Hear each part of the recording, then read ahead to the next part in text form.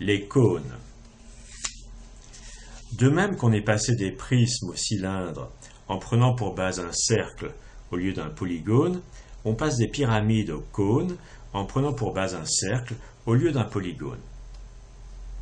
C'était un prisme avec pour base ce polygone, et on a étudié les cylindres qui sont le même genre de choses avec à la place du polygone un cercle comme base en bas et aussi donc en haut.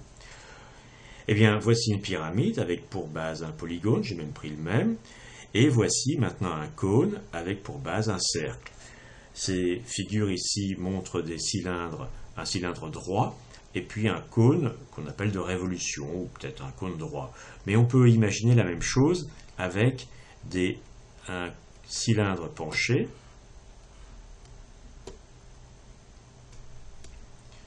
Voici un cylindre penché. Et voici un cône penché.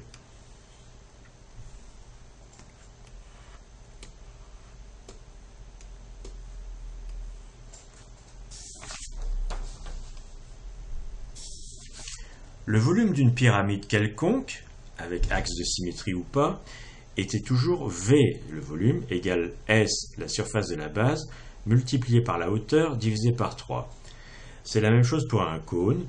Le volume du cône est égal à S, la surface de la base, multiplié par la hauteur, divisé par 3.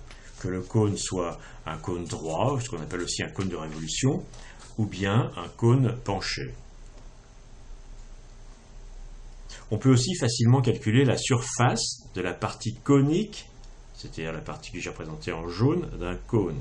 Ici, j'ai pris un cône de révolution, c'est plus simple.